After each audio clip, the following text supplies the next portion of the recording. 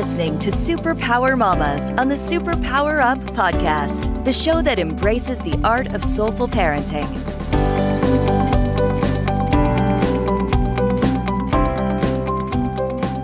Hello, I'm Laura Greco, your host, and you are listening to Superpower Mamas.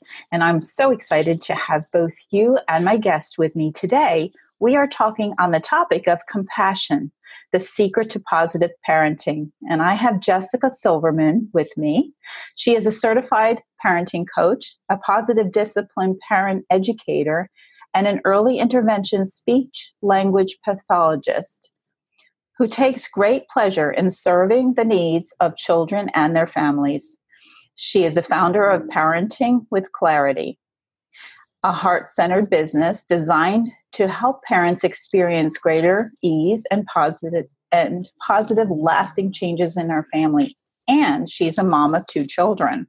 And I've known Jessica for about a year now. We've interacted in mutual groups. And I just love Jessica's energy. She is such a sweetheart. And you can see that her sincerity is truly there and shines through everything that she says and does. So Jessica, I want to say thank you for being here and welcome. Laura, thank you so much for having me. And thank you for that beautiful introduction. You just warmed my heart. Thank you. Oh, so glad to have you here. So we always start with the very first question, and this is for everyone. So what, when you think about your superpowers, what is your greatest mama superpower? When I think about my superpower, the first thing that comes to mind is compassion. Mm-hmm. Compassion is what allows me to stay calm and centered when my kiddos are acting in a less than ideal way. You know what I mean, right? Yes. Yes. Yes. And you have a boy and a girl, so you have a mixed family there. I do. Yes. My son is in 7th grade and my daughter is in 9th grade right now. Yeah. And in addition to being a mama yourself, you also, as a coach, work with other families in their journey as far as parenting goes. I do. So how do you see these superpowers as assisting you, not only yourself and your family, but I'd like you to address both yourself and your family, but also the parents or the families that you help? Yeah, absolutely. Absolutely. So in addition to being able to stay calm, having compassion for my children, I look at their behaviors differently. I look at what I see them do, whether it be rolling their eyes or raising their voices or slamming a door. I look at them as symptoms of something deeper. I look at them as almost like a cry for help, or that they need me on a different level. And when I look at these behaviors through the lens of compassion, I'm able to give them the empathy that they need. And look at them like understanding the struggle that they're having in that moment. Even if they can't put words to the struggle, I know that it exists. And it allows me to support them in the most effective manner. It's because I can respond to them rather than reacting. That knee-jerk reaction that we can have when we take a behavior personally. Yes. When what they do we think is them trying to get back at us, or looking at their behavior as something mean or rude. And rather, I like to look at it as they need me. There's something that is missing for them, and they need me in that moment. Or maybe they don't have a certain skill. Maybe that skill isn't developed yet, and I need to support them in that development. And that's what I want to help other mothers do as well. I want other mothers to look at their child's behaviors through a new lens, through a different lens. I love that. I love that. Because often we we want to look at our children, of course, as individuals and little people who have such value, right? However, as you mentioned, their development may not be in a place where they can appropriately verbalize what's going on for them. Right, right. Because when those big emotions show up, we don't necessarily react in the most desirable fashion, to say it in the nicest way possible. Well, right. And often, isn't it true? Like, I think of the word react. Reaction is like a react. Like, we are basically going off something we maybe have learned ourselves or developed ourselves as we go through life, dealing with different things. Right. Oh, absolutely. Absolutely. And oftentimes our children's reaction trigger us. Maybe it's bringing up a memory of something that's happened in our past, or it could be from our childhood. It could be some other experience, and it's bringing up some old feelings that we may not necessarily be aware of. True, true. Our little mirrors, aren't they? They are, Laura. They are. And yet, what a blessing. Because I'm sure you would agree with me that although it may be challenging in the moment, like we think of when you're in the moment of something happening, that you may feel like you're about to react to. Oftentimes, if we just pause, right, as moms, it gives us a chance to, as you said, exercise that compassion or look at it in a new way. Oh, right. That pause that you mentioned, that is so critical. It allows us to take time to breathe and to center ourselves so we can respond in a more helpful manner. Yeah. I remember hearing a saying, maybe you remember this too, of the count to 10 first. 10 speak. How true that is though, right? Count to 10. Just to have that opportunity to pause. Yeah. So as you help your children and learn to exercise these kinds of skills of compassion in your family, you've also developed your skills as a way to also help other families. Yes. And how did you begin that journey? Well, as a parent, you discover how much you don't know. You know, Laura, I started working with children at a very young age as a babysitter. And I was a babysitter. I worked in camps and I worked so much with children. And I knew that when I was going to choose a profession, I wanted it to be related to working with children. And I chose the field of speech-language pathology. And I always joke that my clients have gotten progressively younger because I did start out working with adults, and now I work with children who are as young as 1. I work with the birth to 3 population. Wow. So I thought when I became a parent that, I got this. I've got this. I've worked with so many kids and I've worked with so many parents that when I have my own, that I didn't think it was going to be easy, but I thought, I've got this. Yeah. I understand children. I understand child development. And I will tell you that I experienced more challenges than I thought I would. And so I was on this personal journey, this personal quest to find answers, to find the most effective ways, the most helpful ways to support my children. And I knew that I could not just keep this information to myself. And I wanted to share it with other parents, with other moms. And that's really how I then became certified as a parenting coach and also a parent educator. And I'm always learning because there's always more. there's always more to learn. There's always more areas of growth that is necessary, especially as our children get older and the challenges change. Yes. The challenges that I'm experiencing now with my children are different than they were when they were toddlers and preschoolers and in elementary school. Now we're in middle school and high school, and it's different.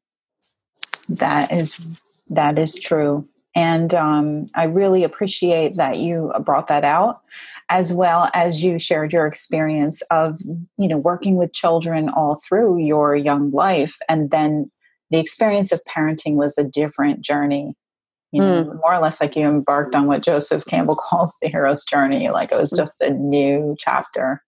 Yeah. We have to take a quick break, Jessica, but I would love, before we go, to have you share your website or how people can get in touch with you.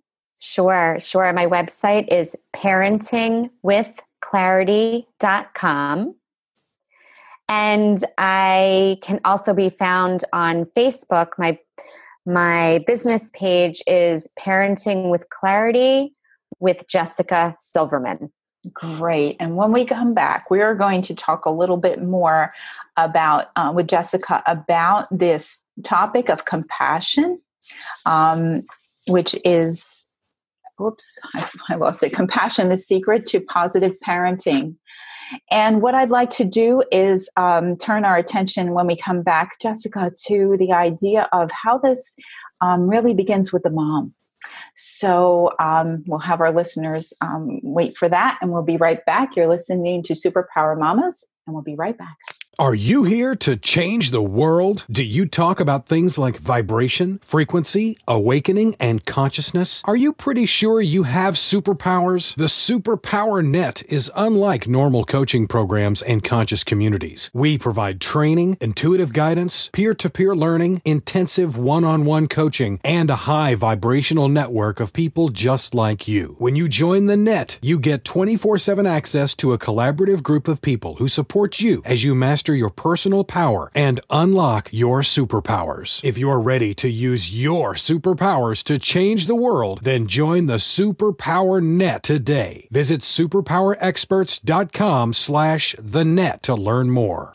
And we're back. Welcome back, everyone. You're with Superpower Mamas, and we are talking with Jessica Silverman on the topic of compassion, the secret to positive parenting. So before we left, you shared some really great things to help moms as far as looking at behaviors and so forth in our children, and that taking a new perspective can really be an aid in parenting from a place where we're going to feel less burdened or even guilty, right, as we parent our children, and can also gain the results that we want to see for our children and for ourselves, right? Absolutely. So when we think about this, I know that I think you and I are both on the same page that it does. And as a mom yourself, all of this is great, except that how are we feeling about ourselves, So I want to ask you this. What do you believe? Do you believe that a mom is maintaining her autonomy? How important is that? And why do you say so? Laura, it is so important for moms to take care of themselves, to not forget that we have needs too. Mm-hmm.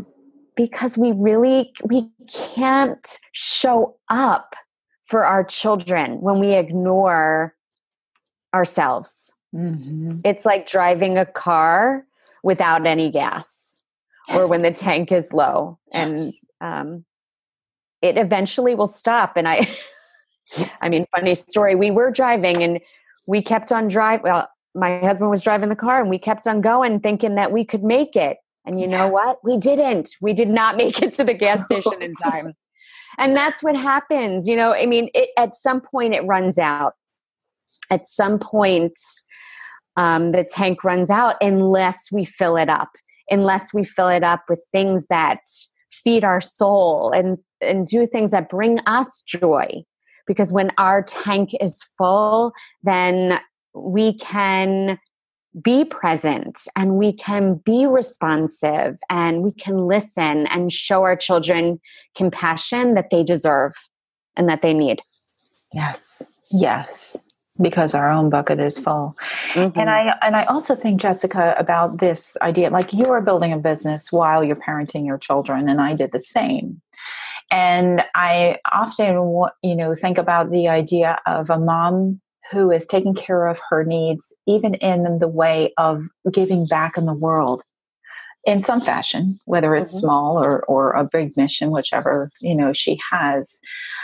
I know for myself and for you, but I think that all moms really share this, that there's something really crucial to a mom being able to fulfill that purpose that she has while she's parenting. And I would like to expand on the idea of what that does for her children.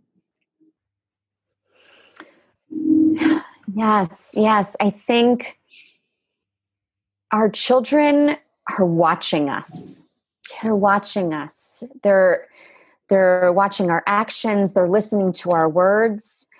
And they're watching us as we help others, whether it be giving that support that you're talking about, volunteering, being there for others, as well as taking care of ourselves. Mm-hmm. They're learning how to be. And if we give them examples of how, yes, we can support and be there for other people and be there for ourselves, the hope is that when they leave our homes and they're on their own, that they will do the same.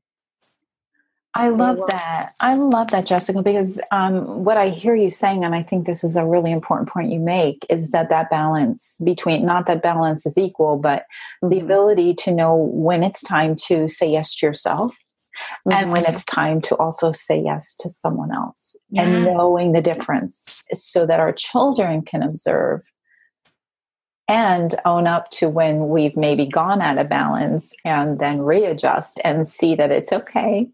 These things happen. Life is messy, right? Sometimes things happen. But being able to create a redirect so that our children can see us progressing. In other words, being real with them through the process. Right. Absolutely. And for our children to see that sometimes we do have to say no. Yeah. Whatever that means, it could be no to someone asking a favor. It could be saying no to our children that we are not able to at this time. And that sometimes we need to take that moment for ourselves, because we want our children to take moments for themselves. We want them to nurture themselves, because again, they will show up for others when their tanks are full, when their buckets are full. Right. And it brings me to the thought here that we also, you and I were talking a little bit before, of the expanded viewpoint, when we look outside of the families that we are working with, and we think about the bigger vision, what is it that we are really looking to, as far as your business, like what's your big vision? For your compassionate, your superpower is compassion. So that bigger vision, what do you see that your work and many others who are doing similar work will eventually bring about? Well, I'm so passionate about the emotional well-being of children. And we know that the emotional well-being of a person is so important. And it starts with compassion. Having compassion for others, for ourselves, and not expecting perfection, and knowing that we're going to make mistakes and we're going to mess up and we're going to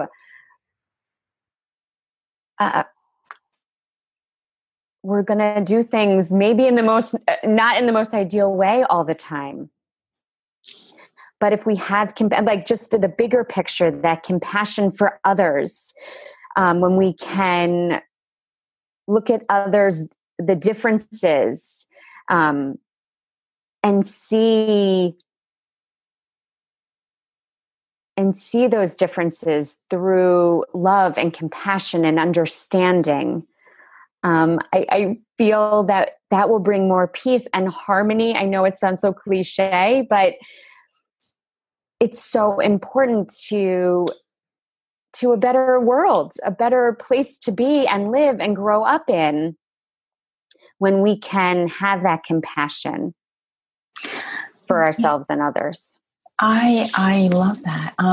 And Jessica, as you were talking, it just occurred to me too that, when we look at others with compassion, we might also, and I'm sure you share this with your folks, that new viewpoint can also be a learning experience. When someone is different from us and sees things from a different viewpoint, what an experience of learning we can gain, right? Absolutely. Absolutely. When we look at others who might be different than we are, they may look different or sound different or talk differently. Maybe they act in a different way or learn differently.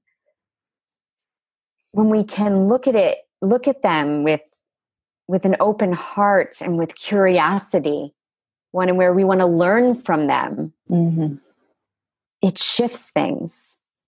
Yeah. And that doesn't mean that we go against our own moral principles. Of course. However, it gives us an opportunity to have a richer experience and,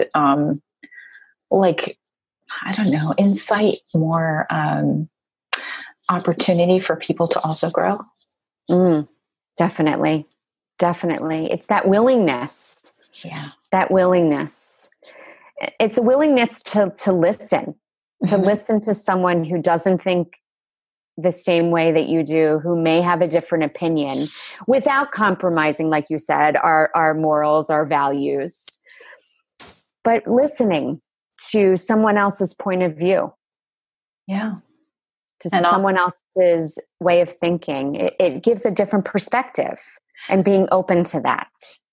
Yeah, and it widens our own ability to love, that principle love of which I think of the principle of love, and I've seen it described as,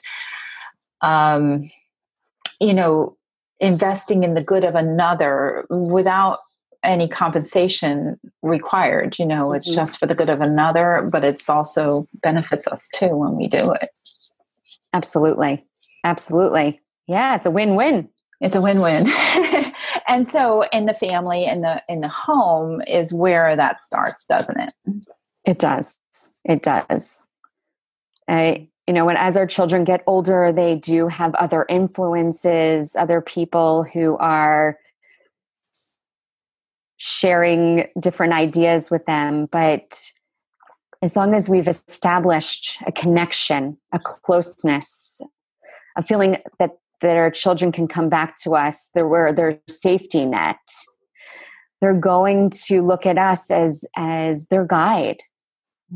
And what we set up at home, and the environment that we create, and the morals and the values that we share, will then expand beyond our home and out there into the greater world.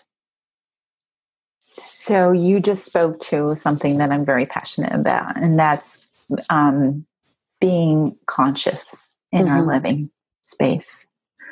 Our connection, of course, with our Creator, and also with each other, because honestly, we are all connected. And when we are conscious in that, it makes a difference in how we experience the world. It does. I agree. Yeah. So how do you, when you're helping families, like, what is, if you had one thing you wanted to share with the audience today to take away and really, marinate on, if you will, what would that be? What's something that you would love for them all to remember? I want to emphasize that behaviors are just a form of communication. And it's important for each one of us to look at the behaviors that we see, that we notice, in a new way. And I invite parents to look at maybe those behaviors that they're embarrassed by, that elicit anger, maybe fear, to view them with kindness, with love, with curiosity, and with compassion. Because when we can look at behaviors from that place, we can start to turn things around and bring out the best in our children, and look at our own behaviors with that same kindness, love, and compassion, and understand that we are not perfect. Our children are not perfect, and that's okay. That's okay. That we are all on this journey of learning and growth, and it's important to have that compassion. That is really, really a nice point for folks to remember. I love this because it reminds me of something that I also share with moms, and that is that our children want most from us to feel that they've been seen, that they've been heard, and that they are valued and loved. And isn't that what we all want for each other or for ourselves as well? As moms, as dads, as anybody. I agree with you 100%. Yes. And I feel that what you're saying here is really providing a practical way for us to look at our children and see them and hear them. And then maybe guidance is necessary. However, that they know they've been seen is so valuable in being able to move forward into a new solution. Yes. Yes. It's really been great visiting with you, Jessica. Thank you so much for the opportunity, Laura. It's always nice talking to you. You too. And I want to thank all our listeners also for being with us. We have shared a lot of really heartfelt information here in this show. And so I want to say to all you moms, including you, Jessica, that we want to remember to love ourselves for the treasures that we all are. You already have what it takes. Every big change starts in our own hearts. And from there, we create what we want for our families and for the world. So own your superpower and go out and be you. Thank you for listening. Till next time. Are you ready to discover your superpowers? Go now to superpowerexperts.com and take the superpower quiz today.